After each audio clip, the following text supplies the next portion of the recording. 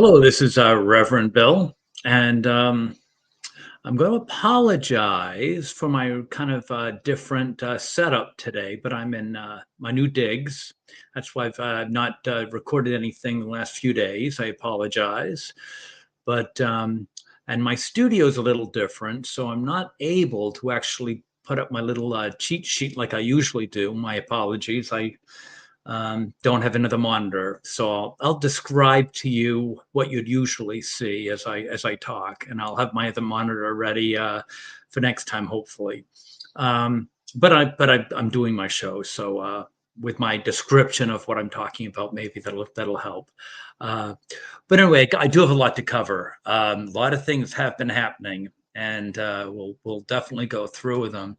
Um, yeah, a lot of happening, but first we'll go over something that I thought was pretty interesting, and that is Modelo beer is actually now not number one anymore, which I found was kind of strange, because Bud Light had been dethroned with the nightmare of what was going on with the Dylan Mulvaney thing, and Bud Light was knocked out a couple of years ago, I guess, and Modelo took over. But Modelo didn't do anything wrong, and now suddenly it dropped out, and Michelob Ultra is now number one. I'm not a beer drinker. Actually, I don't drink at all now. But when I did drink beer, I actually tasted Michelob Ultra.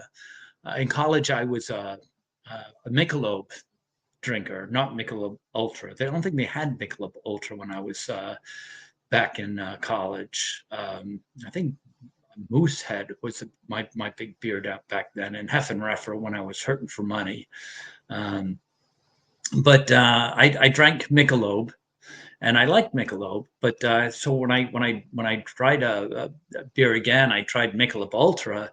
And my personal opinion was it was terrible. But I guess it's popular now. And again, I'm not really a beer drinker, but I did try it, and my goodness, I was kind of surprised how bad it was. But anyway, it's now number one, and I was trying to think why would Modelo fall out of favor? And I'm just guessing, But my thought is, has it got anything to do with the deportation of all the immigrants? I mean, it is a Mexican beer, and I'm just wondering if maybe with the mass deportation, if that wouldn't explain. I mean, I'm just thinking. I mean, why else would Modelo drop? Maybe they're in hiding, or they're getting self-deported, or I don't know. It just there's got to be some reason, and I would think that might be at least something you want to take a look at. But I don't know. Just a thought. Now, the next one is probably a little bit more serious, although that was actually kind of serious too, in a humorous sort of way. Um, This is, as I probably mentioned before, a lot of my information I get from the New York Post. Not that I'm from New York, not that I like New York. Actually, I don't like New York. The reason I go to New York Post is it's very difficult for me to find any newspaper that I like, and I don't particularly care for the journalistic integrity of the New York Post. I was taught in journalism from Professor Morrow, who I'm sure is not around anymore. He was a very, very good teacher. He was an editor for the Globe when the Globe was a respectable newspaper way back when, not now by any stretch, but back when the Globe was respected. And he did a lot to teach me how journalism should be, and that's why I don't like any newspapers now. And At least with the Post, they give what I consider to be factual stories. Although the journalists, I don't like the way they put the stories. They slant things. They use adjectives, that I would never, ever, ever, put in a story. pervert does, they should tell the facts. We should decide whether he's a pervert or not. Even stories where he's obviously a pervert, a journalist should never put in creep, pervert. They should give the facts, and we should decide whether he's a pervert or a creep. But I don't think you can ever find a journalist around that would actually put just the facts in. But at least they cover the news, like the Times, the Post. They just leave out stories. I mean, if it's a liberal that commits a crime, they don't even put that in. At least with the Post, I think they put the stories in. I just don't like the way they slant the stories, but at least we're getting stories. Getting off that now. But Rich Lowry put a very, very good story in today. He's a columnist, and I think it's worth mentioning. And I really think he gave some insights that that really I thought was very, very good. And that is that this trans violence is probably just beginning. And and what he was saying was the fight with the gays is actually it's somewhat civilized. I mean, the way it is with when we argue with the gay, the homosexual population, we say it's a sin, which it is. I don't want to really get into this as a gay thing, but it's obvious in the Bible. It says over and over again, it's a sin. That's all there is to it. And we say it's bad for you. It can cause AIDS or HIV, and they ignore us if they want to. They don't really listen, but I mean, it's up to them. But I mean, we say it's bad for you. It's a path to hell, and it'll get you ill. And they can listen or they'll ignore us. They ignore us. That's fine. And then if it gets really bad, we'll say they'll try to sell it to our children, and we'll say leave our children alone. And that's really the fight that's really gets bad. Leave our children alone, and then we'll argue, and then basically we go the wrong ways. They'll ignore us, and we'll go home and with our children, and that's pretty much as bad as it gets, right? I mean, they'll ignore us and go close their door, and we'll go home with our children and close the door. And that's pretty much the fight for the most part, right? Well, this is completely different with the trans. They're delusional. And they put a lot of investments in their delusion. First of all, they're mentally unstable. They really are. But beyond that, unlike the gay people, that they go and do what they want to do, and they close the door and they ignore us, and they live in their own little world. And that's fine. We go and we live in our Christ-like world, and we close the door and we do our thing, and they do their thing. We live in separate worlds. That's fine. The trans people invest.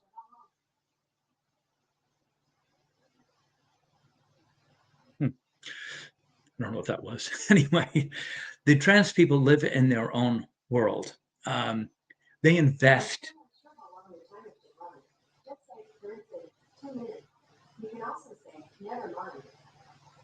Some kind of AI or something I got over there. I'm not sure what that is. Anyway, they have an investment, a monetary investment in the delusions.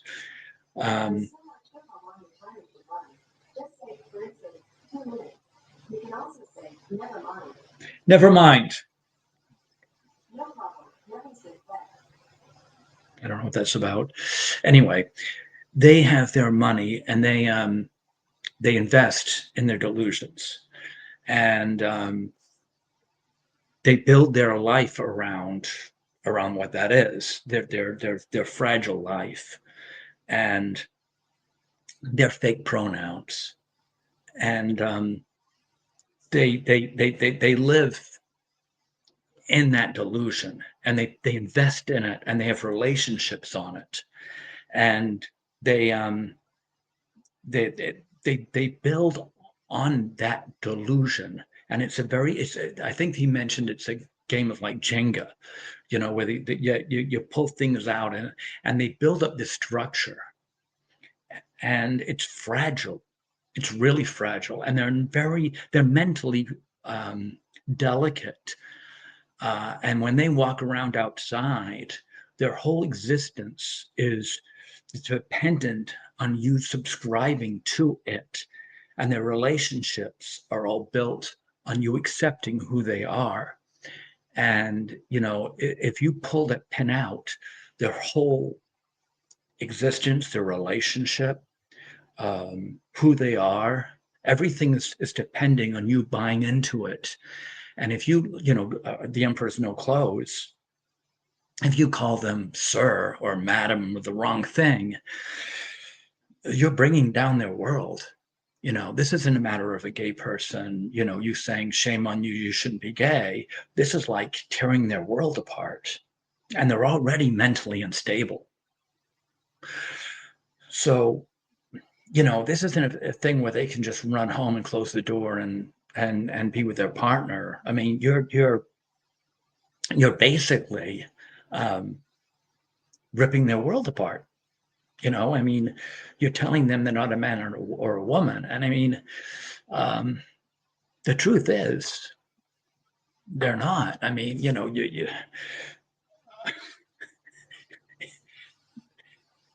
deep down they must know they're not too. And that must be difficult for them because, you're not giving a man a vagina, you're giving him a wound. And I'm sure that there's a lot of care at night. They've got to take care of that wound. It probably bleeds and that's probably weighing on them too.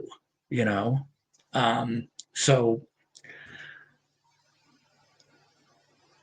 that's a lot of stress, a lot of anxiety. They're going through an awful lot to keep this pretend world in balance. And again, they're not operating from a very stable mental picture to begin with. And then they go out and, we laugh at them because they look hysterical. I mean, yeah, I can see how this is just the beginning, and society's just reinforcing it. I mean, I was very surprised to find out that um, a gun store cannot say no to them. I mean, I would think that it's common sense that if there's a gun owner and if someone walks in there who's obviously not fit to own a gun, you should be able to refuse them. Um, but apparently, a gun owner can't refuse to sell a gun to someone who's trans. That's not, and I think to me that would be common sense. If someone walks in there with a guy walking in there with a crazy wig on and lipstick all over his face and demanding automatic. I don't really know much about guns, but an AK-47 or whatever, some assault weapon, you should be able to say, "No, buddy, sorry, you don't look very stable to me. I'm not going to send you an automatic. I'm not going to send you an assault rifle." But they can't, and that confuses me. But that's the law. And I don't know. To me, that's kind of a crazy law, but that's the way it is. Anyway, so I think Rich Lowry, very good article in the New York Post, brings a very um, very good point, and that is this is not the end. This is the beginning, and the question shouldn't be how did it happen. It's why doesn't it happen more often, and what are we going to do to protect ourselves? Because this is only going to get worse. This is probably going to give them ideas now, because when they don't like something, they're going to probably get guns and do it. I mean, again, they're probably not the most stable people out there, which kind of gets me to my next point, and that is, um, I think it's about time that us Christians, conservatives, accept the fact that we are kind of in a civil war right now, and not just against the trans. I think we're in a civil war. Maybe not technically. I mean, technically we are. Maybe not. Um, maybe it's not been declared, but I think it's pretty obvious to me with everything that's going on with Jimmy Kimmel, which we're going to talk about that in a few minutes. But I think it's no one's talking. Liberals aren't talking. I think it's at the point where now it's quite obvious. Liberals are not willing to talk. It's quite obvious that liberals want us dead.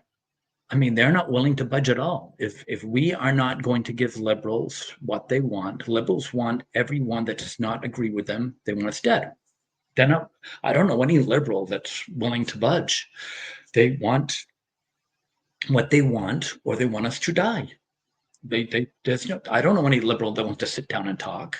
Charlie Kirk was there. Charlie Kirk was going to all the colleges. Let's talk things out. Let's talk. Let's talk. Once we stop talking, that's when violence happens. And their answer was they shot him. And I don't know about you, but I don't know any liberal that's willing to compromise on anything. I stopped. My children stopped talking to me. They went. I raised them, and I took them to college, and they got indoctrinated. And since they came out of college, I don't talk to them anymore. They don't talk to me. Don't even know why. I mean, that's they won't even talk to me about that. So that's it. I mean, they went to college, and last time I talked to them. So that's just the way things are. Liberals have no interest in bending or talking or anything. And so that's just my take. I don't know any. I mean, you're hearing crazy things. I mean, I hear it all the time. Um, about the deportation. I mean, oh, they come in, they've arrested people, and they weren't even doing anything. They didn't commit a crime. Really, they were here. I mean, go to Cuba and break into Cuba, and then when the customs officials there grab you, go, hey, I didn't commit any crime, and let's see what they say to you. I mean, you broke into that country. By definition, that's a crime, right? Not to mention, if you ran for it, that's resisting. I mean, they'll come up with a bunch of crimes. Believe it. Believe you me. They will come up with crimes. All right. Anyway, we're getting moving along. Got a lot of stuff to cover still. Okay, so they're putting Jimmy Kimmel back on the air. Yeah, they're putting. But what happened? Sinclair has already said that they're not going to carry it on the affiliates. I guess we're waiting for Nestar. I'm guessing they're probably going to follow Sinclair. I'm guessing. I don't know. But I would think that they will. Even if they don't, Sinclair is pretty bad. And as far as that, because I don't think I've talked about the Jimmy Kimmel thing. Look, he's not a journalist. He's a comedian, but that's not. To me, he crossed that line when he actually came out and made himself. He crossed the comedic line with the last 4 years, badgering Trump or the Republican ticket, whatever you want to call it. I mean, it's no secret. And people are saying, oh, he's a comedian. He's a comedian. You want it both ways. When Roseanne came out and made that show, which, I thought that was an overreaction, but whatever. I mean, I'm not even sure I remember what she said. Did she compare some black woman to a gorilla or something?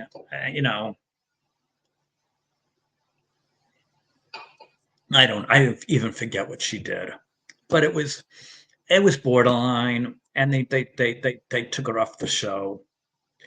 Certainly, it was not as bad as Kimmel. I mean, she was probably drunk and did something.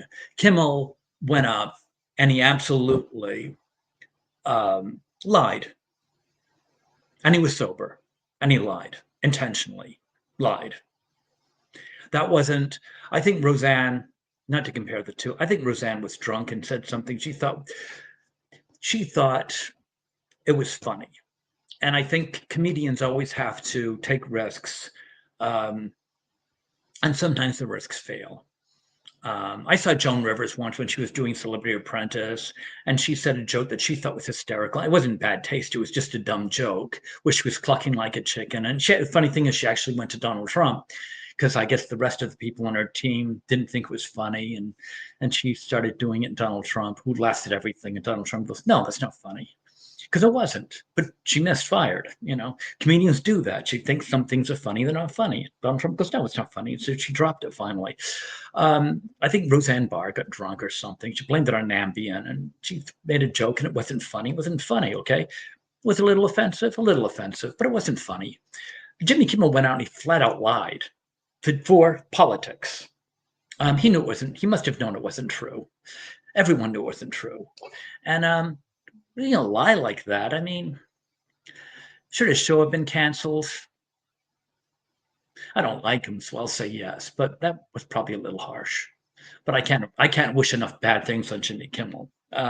So maybe I'm being harsh. I probably am being harsh, but yeah, I'll cancel him because I don't like him. But no, it probably was a little harsh. Um, but uh, but whatever. I mean, he intentionally lied. That's a whole different thing than Roseanne Barr, making a bad joke. It's like you know, it was like Gilbert Gottfried with that bad joke that he made after the typhoon or whatever it was in typhoon in Japan or what it was that hurt his career, which actually was kind of funny. It was just in bad taste. Um, what did he say? Something like what did he say? Something like um, what a great deal. Usually you have to go to the beach. In Japan, the beach comes to you, or something like that. I don't know. Um, but yeah, I mean, he paid the price too. But anyway, getting off the subject, Jimmy Kimmel lied. And I think he should have been at least suspended. And he should have been made to apologize. He's coming as a smart aleck. He didn't have to apologize. I think he's going to get. I think his ratings are done anyway. His ratings are already done, so I don't think he's really going to make out on the deal. Um, but regardless, I think he's done anyway. It doesn't really matter whether his show gets canceled or not. I think he's absolutely done. He hurt himself. Anyway, so what else we got to cover? Oh, Keith Olbermann. Um, what a has-been.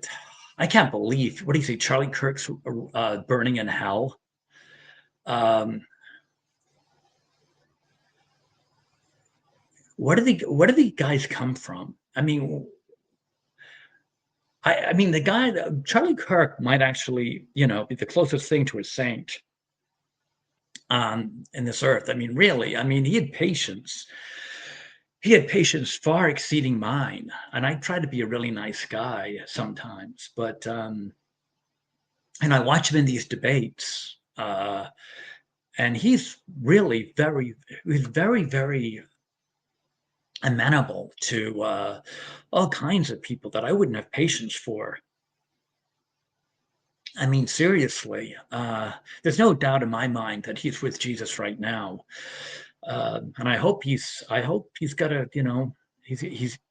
I really hope that he is, and always putting a good word in for us while he's up there because we could use it. No, Charlie was one of the nicest people, and I don't know the guy. I wish I did, but just from watching him, I could do worse than modeling myself after Charlie Kirk. And for saying he's burning in hell, Keith Olbermann, what are you? Are you one of the Antichrists? By the way, there are more than one Antichrist. Anyone that actually reads the Bible will know there's multiple Antichrists. I'm actually sure that I know one.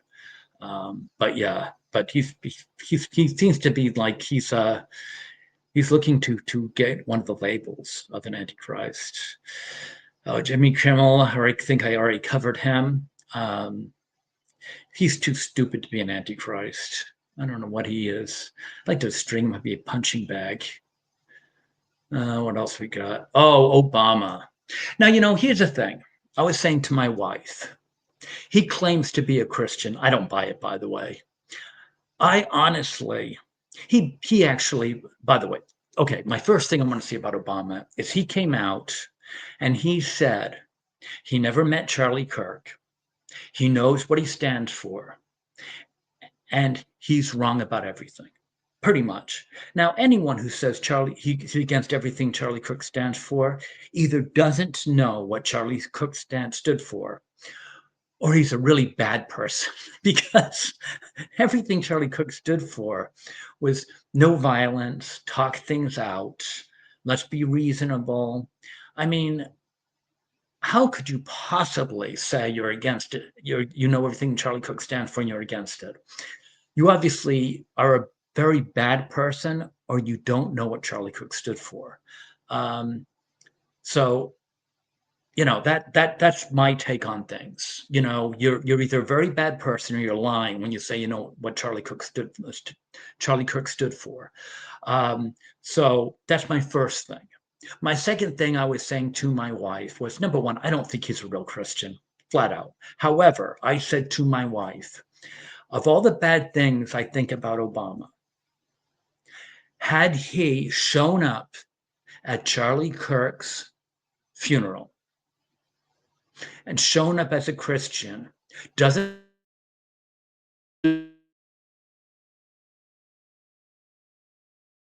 that we are still one nation under God as a Christian, and we're coming together just as one nation to pay homage to a fellow Christian, as one nation together, united as a brotherhood, not making any statement about across the aisle or anything, just to show brotherhood, one nation under God, that we can still work together. I think that would have been a tremendous um, um, token of union. And I think that would have gone far to help this country heal, just to show that through all our differences, we're still one nation under God. I think that would have been very touching. And I would have had to take pause and rethink my opinion of Obama. Instead, he was cruising out, I think, in Italy with his family. So, you know, I really think that was a blown opportunity for Obama to make an effort to say, we are still one nation together under God. And I think that would have been tremendous. But instead, he was sunning out with his family in Italy on a cruise. And I said, typical. That's what I would have expected. Anyway, and I'm wondering, if it had been reversed, I wouldn't be surprised if Trump would have done the same, would have drawn that exact thing, because I think that Trump's a class guy, and I think he would have, at least thought about it. Jimmy Fallon, um, he said he's still going to make jokes, but I noticed that after Kimmel was suspended, he had an appearance that he canceled immediately, and I don't know what he was going to talk to, because I actually checked up the venue to see what he was going to give his presentation about, and they had already taken it down. So I don't know what he was going to speak about, but they were really quick to remove him from the program online, because as soon as he canceled, I checked and they removed what he was going to speak about. So I don't know what he was going to speak about, but it's very coincidental that when they pulled Kimmel, he backed out of his speaking engagement. So I don't know. But if Fallon seems to be kind of smart. He might say he's going to make fun of what I was going to make fun of the Republicans, but he backed out pretty quickly. I'll tell you that much. Jon Stewart, I saw his appearance. What he only does Mondays, and he made an appearance, I think was it Wednesday or Thursday night, to joke about the politically correct. I tried watching that objectively. I try not to have my politics too much affect me when I go to watch something like Jon Stewart doing his bit on that show, Comedy Central, I think it is. I try to go up there as objectively as I can, and I watched about 7 or 8 minutes of him joking around, but this has been approved, a presidentially approved show, and he's acting all nervous and all this stuff. I legitimately um, did not find it in the least bit funny, and it's not just because he was making fun of Trump. I tried to be subjective. It looked to me like if it was like a 4 or 5 year old who's trying to be funny and he's just not, and you're trying to be a parent or whatever, and you're just like and you're trying not to embarrass the child. I felt like one of those moments, except I wasn't pretending because I'm watching it on TV, but I'm almost embarrassed for him. It just wasn't funny, and I could only try to watch it for so long, and then I'm like, I just not funny, and I ended up turning it off. I mean, I just there was nothing there to watch. It was just boring. So I don't know. Uh, let's see what else. There was I'm getting off the subject really quickly. There was a man in Miami airport that I guess they found human skull and bones in his bag, and yeah, he was bringing skull and bones, saying he was using from a ritual witchcraft. Again, my question would be, why doesn't it happen more often? I know witches that have these kind of um, you know have these kind of rituals, or they want to call it, all the time. Witches are out there, people. I tell you about it all the time. Witchcraft is real. I fight it all the time, although I don't like. They run from me now that I got the Holy Ghost. But yeah, it's out there. It certainly is, and I can't emphasize enough that when you do have these strange things happening in your life, pray, because when you end up getting laid off, you don't know why, or you end up, your husband, your children start acting weird, getting into drugs, or drinking, and you don't know where it's coming from. A lot of that, is witchcraft. um yeah, just pray. That's I'm telling you, if this stuff starts happening to you and you don't know where it's coming from, and it's happening in clumps, it's starting in clumps. Your husband or wife start having affairs that never used to. Good possibility that it's witchcraft. I'm telling you.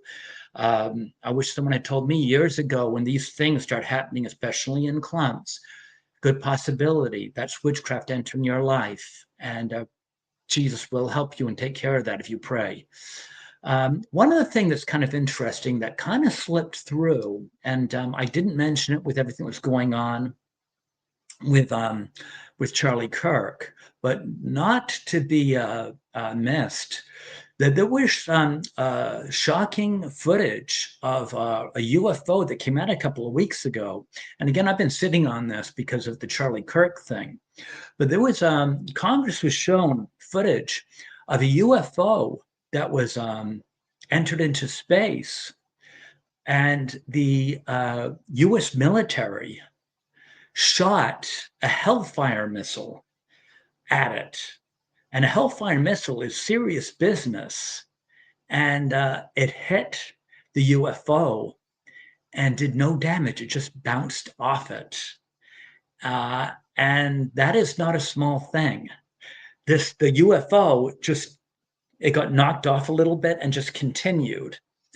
And again, this is footage that was shown to Congress, and I said I can't show it to you now because I don't have the screen, but you could probably look it up if you wanted to.